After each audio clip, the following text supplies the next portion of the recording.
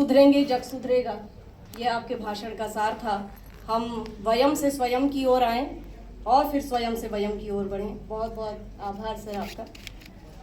इसी क्रम में हमारे बीच मुख्य अतिथि के रूप में प्रोफेसर सुष्मिता लाखियानी मैडम बैठी हुई हैं और बहुत ही सौभाग्य है। रघुवंश में कालिदास कहते हैं वागर्था व्यो संपृक्तौ वागर्थ प्रतिपत्तये जगतः पितरौ वंदे पार्वती परमेश्वरौ। तो उसी सदृश आपके यहाँ जो भरता है वो विराजमान है प्रोफेसर डॉक्टर नवीन लाखियानी सर। मैं उनका वाचिक यहीं से अभिनंदन करती हूँ, इस सभागार से आपका स्वागत करती हूँ सर। आप यहाँ पर उपस्थित हैं, हमें अच्छा लग रहा है। मैडम को बुलाने से पहले मैं एक बात कहना चाहूँगी, क्योंकि मैडम शिक्षा संकाय से हैं, अधिष्ठाता हैं, प्रसिद्ध प्राच्य कलाविद हैं, कि हम सब अध्यापक हैं। हमारा कार्य है नौनिहालों को राष्ट्र के सृजन के लिए, निर्माण के लिए तैयार करना। तिनकों को जोड़कर हम तीर कमान बनाते हैं, तिनकों को जोड़कर हम तीर कमान बनाते हैं। गिरते हुए जमीर को हम स्वाभिमान बनाते हैं। घिस घिस के नौनिहाल जियान खान बनाने वाले, घिस घिस के नौनिहाल जियान खान बनाने वाले, कच्चे घड़ों सा ठोक उन्हें इंसान बनाते हैं। ये अध्यापक बच्चों का भविष्य तैयार करते हैं। एक कच्चे घड़े को यन्नवे भाजने लगना संस्कारो नान्यथा भवेत्, वे उसको संस्कारित करते हैं। इस रूप में हमारे मध्य उपस्थित हैं प्रोफेसर सुष्मिता लाखियानी महोदया जी। मैं उनको सादर आमंत्रित करती हूँ, वे अपने मुख्य उद्बोधन से हमें आप्लावित करें।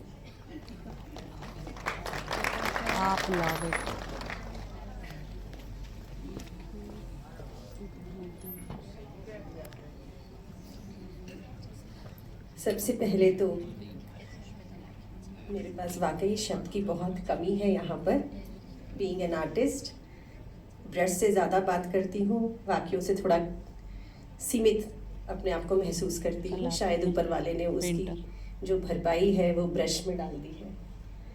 सो सिंस येस्टरडे मुझे बहुत पता चला, और हमारी खाने पर, आगे पीछे चाय पर जो चर्चा हुई, बहुत अच्छे लर्नेड स्पीकर्स को मैंने यहाँ पे अनुभव किया, और अपने आप को साहित्यकारों के बीच में पाकर सच में अपने आप को सौभाग्यशाली महसूस किया कि वाकई ऊपर वाले की बहुत मेहर है कि इतने अच्छे लोगों को सुनने का मौका मिल रहा है।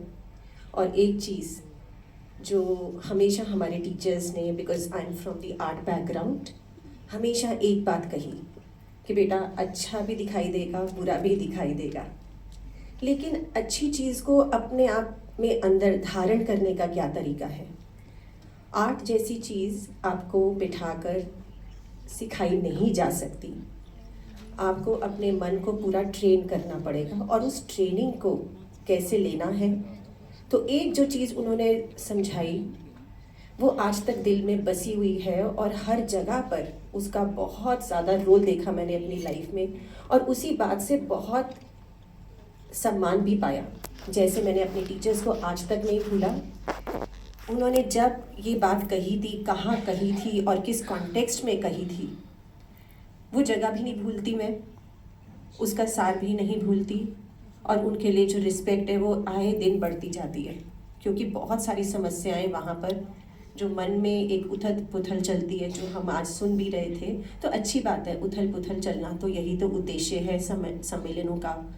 लेकिन उसको किस भाव से हम रखते हैं, क्या जानना चाहते हैं, वो बहुत मैटर करता है। तो एक चीज़ जो उन्होंने हमारी आर्ट ट्रेनिंग में हमें बताई कि अच्छी आर्ट किसे कहते हैं, तो एक बात उन्होंने बोला कि जब कोई आप पेंटिंग देखते हैं तो उसके सामने खड़े हो जाएं। मैं वो जो फॉर्मल इंट्रोडक्शन होता है वो शायद भूल गई हूँ।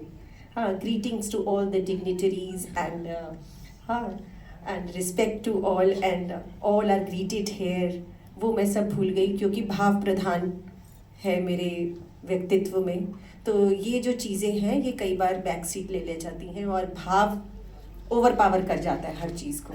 तो मैं वापस आती हूँ उसी बात पर कि अगर कोई पेंटिंग देखते हैं तो उसके सामने खड़े होकर मेडिटेट करिए और सोचिए अपने अंदर कि मुझे क्यों अच्छी लग रही है। ये क्यों का जवाब बहुत इम्पॉर्टेंट है।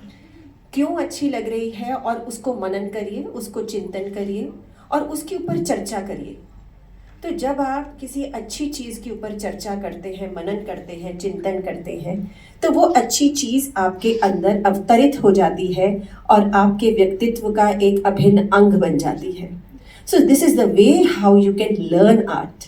तो ये बात यहीं पर सीमित नहीं रही, बल्कि ये क्लासेस में फिर उसका प्रवाह अपने आप चलता रहा, क्योंकि वो अंदर बस गई थी। किसी से बात करते हैं तो कोई चीज़ नहीं पसंद आई तो ये डिटर्मिनेशन करते हैं कि नहीं, मुझे ये चीज़ अपनी लाइफ में नहीं करनी, और जो अच्छी चीज़ लगती है उससे 5-7 लोगों के साथ ज़रूर उस पर चर्चा करते हैं ताकि वो अंदर एक अभिन्न अंग बन जाए।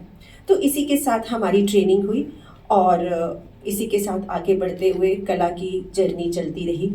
और जहाँ तक बात है भारतीय मन मानस और संस्कृति की बात, या reimagining the self in Indian culture, so वहाँ पर भी हमने ये देखा कि कला को जैसे धर्मपाल जी ने बताया और जैसे अभी तक उसके बारे में चर्चा हुई, उन्होंने बार बार एक बात के ऊपर सभी के बातों में और चर्चाओं में ये बात आ रही है कि हमें अपने मन को इंडियनाइज करना है, मन को उस कल्चर के साथ जोड़ना है। और क्यों जोड़ना है?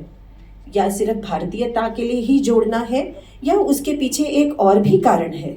तो कारण तो बहुत है, लेकिन एक बहुत सुंदर कारण जो मुझे अपने साथ लगा as an artist, that I will be sharing with you. क्योंकि मेरी जर्नी में जो भारतीय मन मानस की बात कर रहे हैं, तो जहाँ जहाँ लाइफ में प्रॉब्लम आई या जहाँ जहाँ क्वेश्चंस आए लाइफ के, तो वहाँ पे गीता में उसका आंसर मिला। और गीता के कई श्लोक ऐसे हैं तो आपके आज भी, चाहे वो तब का जीवन था जब ये श्लोकों की बात हो रही थी या उस टाइम पर जो बात हो रही थी, वो आज भी उतने ही एप्लीकेबल है। तो उस पर जब चिंतन किया, मनन किया, मेडिटेट किया, तो हर एक का अपना तरीका है। तो I use to really take out those shlokas, और उन श्लोकों पे मनन करने के बाद ऑटोमेटिकली एक विजुअल आता था, और उस विजुअल को मैंने पेंटिंग में उतारा। तो वही है reimagining the self in Indian culture, drenching your soul, अपनी आत्मा को उसके अंदर ड्रेंच करके, उसके अंदर भिगो के, और उसको आप क्रियान्वयन में लाएं। और फिर इतना उसके अंदर आप भीग गए हैं, इतना आनंद ले लिया है, इतना ब्लिसफुल फील किया कि उसके अंदर ऑटोमेटिकली वो विजुअल सामने आ गया। और जब ऐसे कोई सवाल आता है तो हमारे डीन साहब भी यहाँ बैठे हैं, हाँ, many of the administrators are there. So I was listening that lot of questions comes in and you have to face lot of difficult circumstances also and easy also at the same time. But answer चाहे वो छोटे बच्चे का सवाल है या बड़ों का सवाल है, आंसर वही सेम है। तो उन्हीं को आगे लेते हुए और धर्मपाल जी के वक्तव्यों का, उनके विचारों को एक श्रद्धांजलि अर्पित करते हुए मैं ये स्लाइड शो आपके सामने रख रही हूँ, जिसके अंदर पेंटिंग्स के साथ साथ गीता के श्लोक होंगे।